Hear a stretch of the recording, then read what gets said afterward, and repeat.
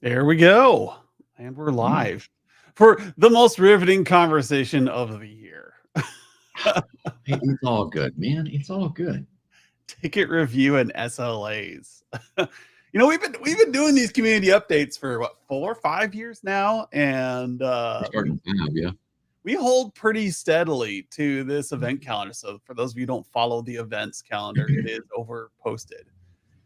Um, on what you should be working on week by week, what topics you should be concerned with. And the reason we bring these back up, so like ticket SLAs, right? Because consistently we get people talking about, oh, I need to do a ticket review with the client.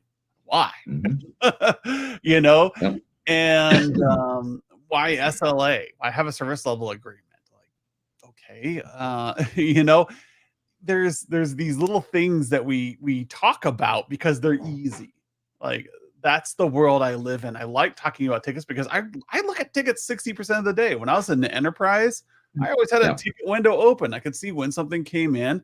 And so I did mostly project work, but I still had my days where I was on call and I had my days where I need to keep an eye on what was coming through the queue.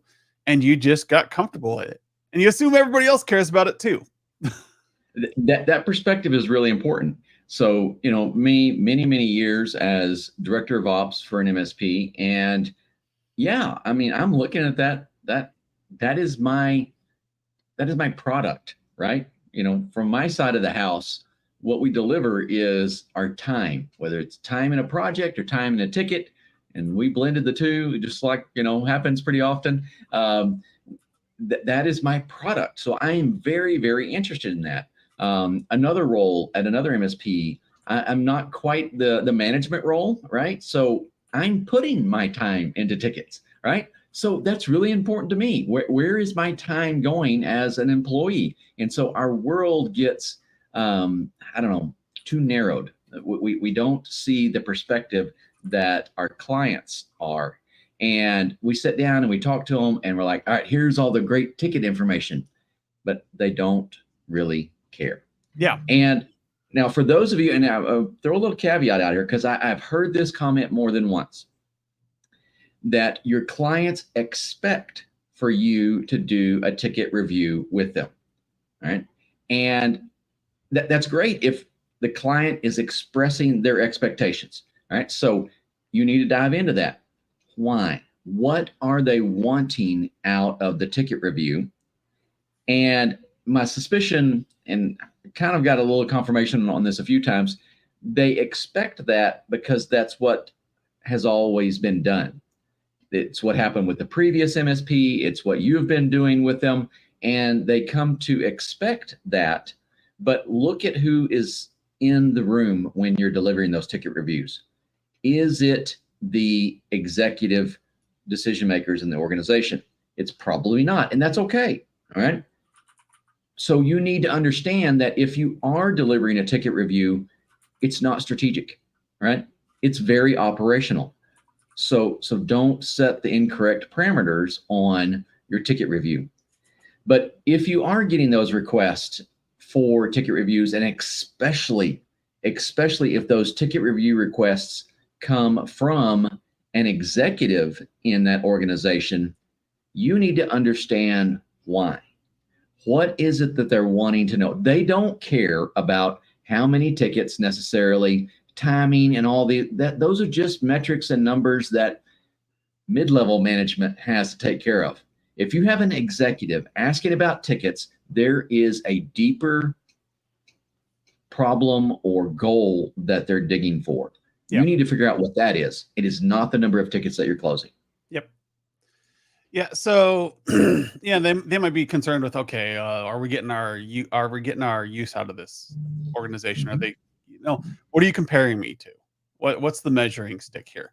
So when it Yes. comes to KPIs, the easy thing to do with a KPI is to find a number and chase it without asking why. So why do we show ticket KPIs? Well, because we want to show that things are trending down, that things are getting better. Okay, you got a why there. Are things bad at the organization? Do you need to get tickets to trend down? Is that a goal? So my truck, it's humming along great. Could it be more efficient? Sure. It's probably not it could get 2 more miles a gallon if I would use premium and I would tune up the engine, but do I really care? It's not really Yeah. affecting me. And so, do I want to spend my time tweaking to get that small incremental change? Or do I want to say, hey, I need more horsepower so I can pull a bigger camper? Mhm. That is a why for me. And that is something you need to ask your organization. Like, if you're tracking the tickets, just as Skip said, why are you tracking the tickets? Hey, executive, I might have a better way to get you the results that you're looking for via a different metric. Yeah.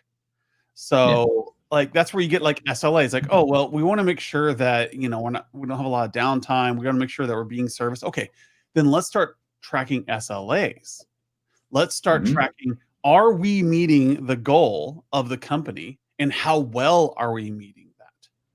You might have some people that need that white glove service where they're a salesperson and they need Yeah. to make sure they're up. They might be a Yep. teacher who does a classroom and they can't be down for 20 minutes. They need Yep. somebody to log in right away. Whatever the goal is, you got to change your mindset so that you're tracking KPIs about, as we said last week, things that your client cares about. Mhm. Is this achieving their goal? Are their sales going up?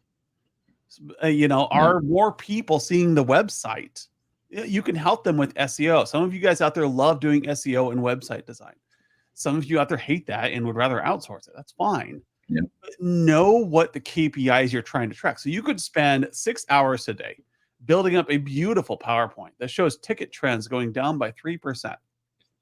Or you could spend 1 hour calling the customer and saying, hey, what's your guys' goals here over the next 2 months? We're trying to create some KPIs here to track so that we're making sure we're helping you meet those goals. And they might say, Yes. well, we're trying to get it so that um, uh, teachers aren't struggling as much to get online. We want to make it seamless. We want our kids to be using their Chromebooks to do these things. And you think, okay, here's what I'm going to do. I'm going to put a flag on any ticket that comes in saying can't connect. Right. Then Well, you say, then when you meet them, you say, hey, look, we last quarter we had 26 tickets opened on can't connect to the internet. This quarter we had 2. They say, yep. okay, we've met that goal, helping kids get online. There's a complete inverse to that as well, too, though. And these are the options that you need to discuss with your clients. So you may have a customer who, or your customer may have had an experience in the past where help desk was just awful. They hated calling the help desk, and they would only call when there was no other choice. Yep. Or you get technical people like me, and I won't call because I'm like, I can figure this out, right? And I at the got this. point that I do call, I have wasted who knows how much time where I should have just picked up the phone and called. And so there is a complete inverse where you could be managing and targeting and tracking an increase in the number of tickets. Yep. Hey, we don't want your team struggling with problems. If you guys run into a problem, you can't fix it in 5 minutes, call us. All right. We can help you get it done and get you back and being productive faster. Yep. And your next meeting with a client go, hey, we increased tickets by 50% this last period, right? And most of you think that that's absolutely crazy, but it's an example, right? But the goal is that you're making your client more efficient. So what is it that they want to know? And on those ticket numbers, I still hear this so many times that their ticket trends, number of tickets. I see example QBRs from so many different MSPs, and there's so much ticket data in there. And I want to ask you, when you were prospecting with that client, did they set the expectation that you were going to close X number of tickets per month? Did they have a goal that say, hey, my current provider is only closing 200 tickets a month. I want to switch over to you because you can promise you can close me 100 tickets a month. That wasn't any part of your conversation, right? The number of tickets. Now, maybe how long? Yes. Because why? They don't want to be down. They don't want to be unproductive. So there is a conversation there around tickets, but some of these metrics that we have mean nothing to your clients, yet you're still forcing them to endure these reviews of ticket counts. Forcing them to endure. I love that. It truly is. It truly is. And so many times we wonder why we have a hard time scheduling meetings with our clients. They Why don't want to we're go the through first it. They don't ones to want to get bumped. endure that anymore. They don't. They don't.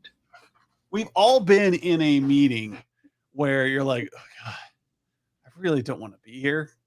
Yes. This Yes. could have been an email. That's why so many people ask us, like, "Oh, do you have an automated way to send out QBRs?" Yes. You've been there. Like the Yep. client doesn't want to be in the session. You know QBRs are important, but you're missing the point. You're missing the conversation. And so we want to make sure that you don't the QBR, the meeting that you're having should be enjoyable. It should be something you look forward to doing because you're tracking KPIs and you're tracking things that matter and you're showing progress on that. Not just walking in and monotone talking about tickets and there's a new firewall out there and it allows Yes. level That's 7 exactly. security. I've been in these rooms. I've watched you guys talk. You're not the greatest presenters in the first place. And now you're talking about something like grass growing and everybody's sitting there politely enduring what you had to say because they know it's important. Otherwise, there wouldn't be a meeting here. Yeah. Well, and I've been on this tangent for a bit now, and I'm still on it. I'm going to stick with it because it's still very relevant, I think. If you think about your company and your business model, the beginning of that. If you look at the early beginnings of the MSP business model, it was to be an outsourced IT department. Yeah. An organization couldn't afford a full-time team. So the business model is created. We can create you a fractional team. All right. So you're an employee. And I worked in an oil and gas company for many years as well. And every quarter we would have a divisional business review. And different people would come in and talk about different things. And every once in a while, IT would get a slot to make a presentation in the quarterly business review. It was a QBR talking about the business. And it went pretty well. We had some IT management that did well about talking about new initiatives and how we're going to help the team and this and so on. And then we had a management shakeup. And the next one that the new management was in, they talked about tickets. They talked about the number of things that were being opened and closed, and it was very operational data. It really only meant something to the IT department. And the next QBR that came around, the IT group didn't have a slot on the calendar. They didn't invite us back. I mean, we're expected to show up to the meeting, but not as a key stakeholder in that engagement. And that is the place you don't want to be. Yeah, that's the opposite. That's a perceived value, very low. No one got anything out of that. It didn't help them do their jobs better.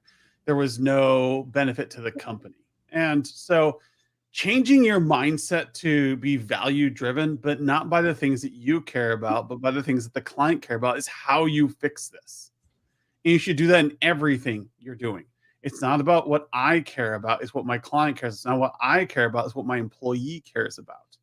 You have to align with the person across the table from you. And we talk about tickets because we're so used to dealing with them. They're easy.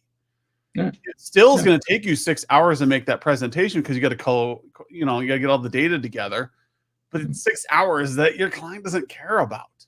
Think about that. If you bill out at $120 an hour, you just dropped $1,000 or $700 or however the math works there on a presentation that nets you no cash and nets your client no cash.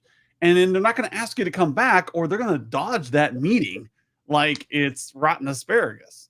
I don't want to be at that meeting. It's bad. But I don't want to tell you that and hurt your feelings. So I'm just going to, let's push it off to next month. You Yep. know, there will always be something more important. Speaking of relevant data, though, You get passed I off in those meetings too. That is, if you look back at the history of your engagement with the client, and you started out at the executive suite, engaging, meeting with them regularly, and if you found yourself being passed lower and lower down the management chain, it's because people don't yeah. want to talk to And you we have about lots of operations. tricks on how to go up the management chain. If you're talking about tickets, you're going to get delegated down. If you're talking about Mhm. profitability of the client, you're going to start getting kicked up. Like, well, what's your risk to the company right now? Like, well, I don't know that. I need Bob to answer that question. You're going to get kicked up to somebody who can't answer the question. Yes, that And is it. that is how you do value. So, as I was going to say there a second ago, we are providing a really great value. I want to give everybody a sneak peek of this Oh yeah. with compliance. So compliance is a big pain in the butt, right? Very few of us in IT enjoy writing policies and procedures. So I'm giving a quick shout out to Compliance Scorecard, which is going to be one of our newest integration partners. So we can pull that up real quick. And you can now, as of the next release, I want to fix a couple of visual things here, but we don't have a lot of data because I'm not going to fake a bunch of compliance data. Just, again, That is a things lot that of you work. put off that you don't want to do. So you can actually put in your control family and your framework here that's being managed by Compliance Scorecard. And so you can put in your risk budget, your strategy budget. You can come down and see like your assets, what's coming up, who needs to be doing what. And you can create a view here. You can put this alongside your QBR data. So on a QBR, you can say, hey, look, we've reduced risk so that you don't have as big a big exposure anymore. And we're doing all these things for you. And we progress this much. Those are good KPIs when the client is struggling with their SOC audit, when they're struggling with these things that they need to do business with their clients. And you can show them that progress here. And this is a great integration that saves a ton of time. And we've been working on this for a while. So you'll see these number of widgets come up here in the next release. We'll have a big announcement. We'll send out an email, and then Skip will make calls. And if you're integrating with Compliance Scorecard, you can now make your client's job easier and your job easier all at the same time. Yep.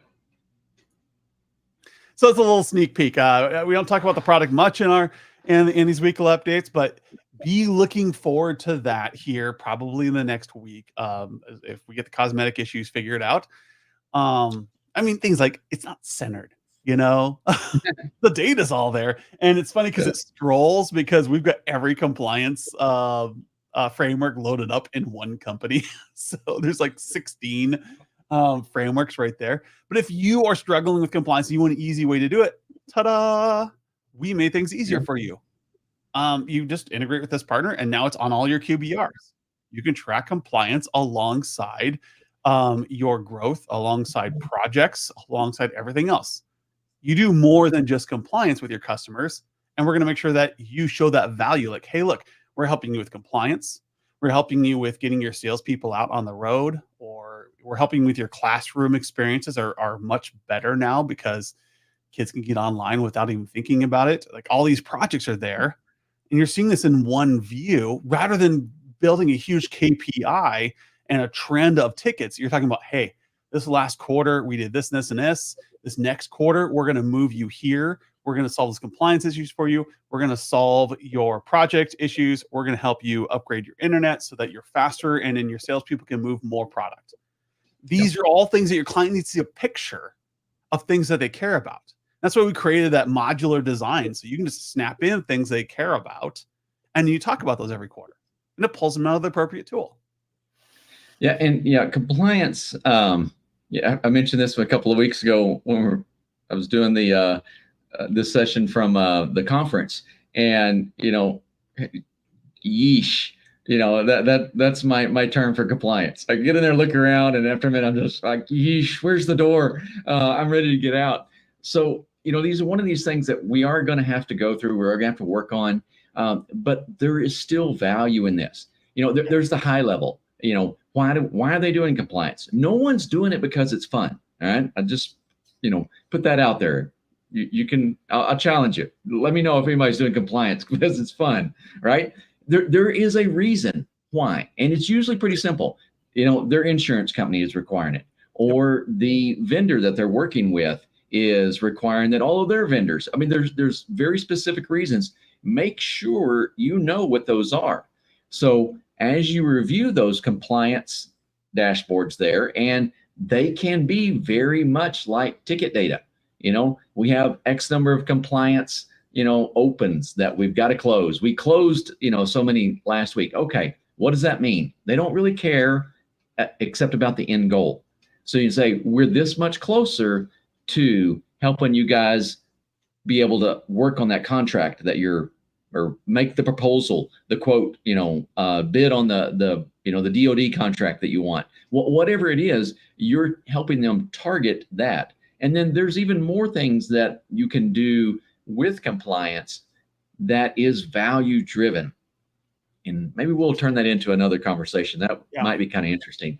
But again, metric data is great. I love the data. I can just play around with it sometimes just to see interesting little bits that come out of that. But from our client perspective, it's just a bunch of noise, and we've got to target what is important to them. The metrics mean something, but what do they mean to your clients? Yes. And that's how we get to appropriate KPIs. That's how we get to appropriate SLAs. It has to be something defined by your client. You're going to have your internal ones, and that's great. You can talk about ticket trends and stuff you want all the time with your operations internally. Yes. Don't talk about it with your clients. Talk about things that they care about, and you will have success. All right. This has been great. I'm actually thinking about taking off on another camping trip here next week. We'll see what happens. I might live stream from the mountains. There we go, man. Cool. All right. We'll see everybody later. Have a great summer. See ya.